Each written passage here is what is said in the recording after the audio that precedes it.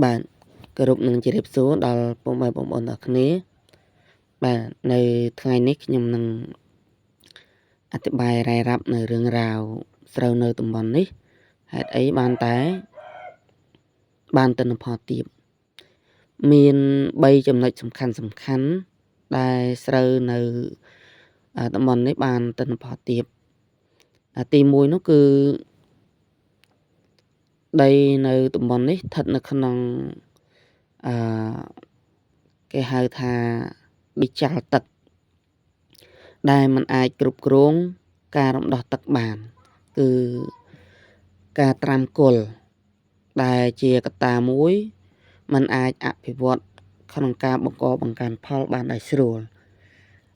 ការដែលដីទទួលទឹកមិនបានវាជារឿងមួយតែទឹក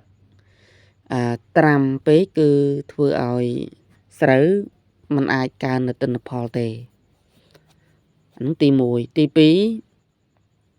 គឺតើតើនឹងកត្តាពូជគឺយើងអ្នកដាំដុះហ្នឹងគឺយកពូជដែលมันមានសុខភាពល្អទៅដាំហើយនៅក្នុងស្ថានភាពដីដែលគ្រោះថ្នាក់ដីដែល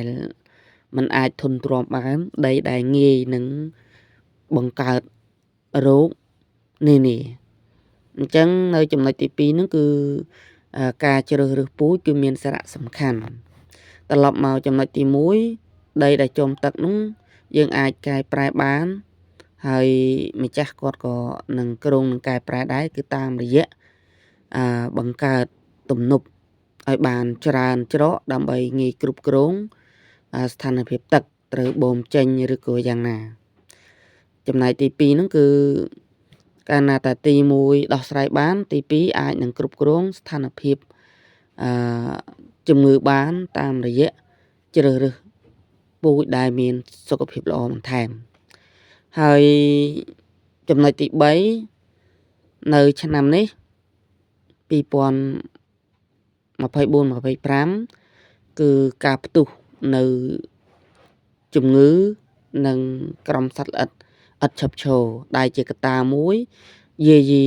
ទៅដល់ការកើនទិន្នផលអញ្ចឹងស្រូវនេះគឺมันបានដល់ទៅ5តោននោះទេបាទដោយសារតែទី1គ្រប់គ្រងសត្វល្អិត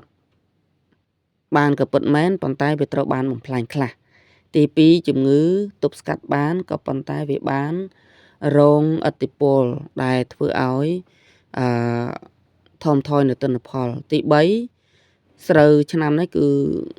ត្រូវការភាពស្ងួតដើមអញ្ចឹងធ្វើឲ្យបាត់ទម្ងន់យ៉ាងច្រើនហើយរឿងដែលមួយទៀតហ្នឹងគឺកសិករកាត់បន្ថយការ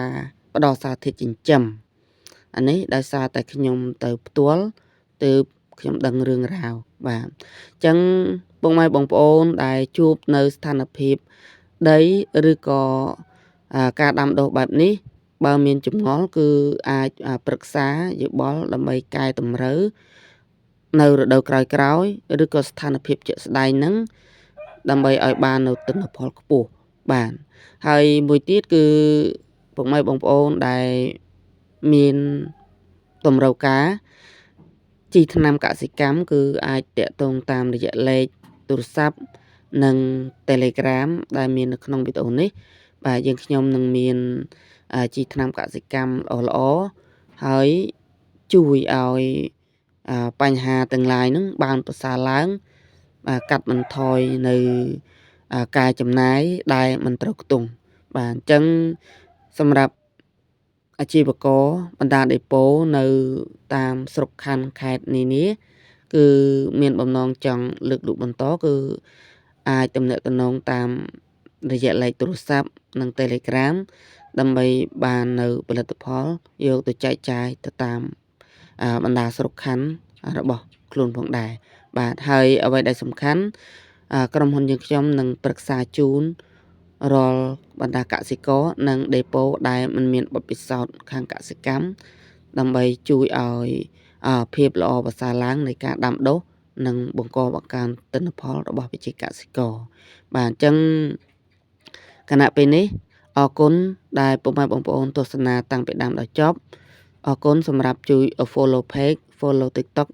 និង subscribe channel YouTube របស់ខ្ញុំបាទម្នាក់មួយអរគុណច្រើនជម្រាបលាជួបខ្ញុំនៅវីដេអូក្រោយៗទៀតបាទ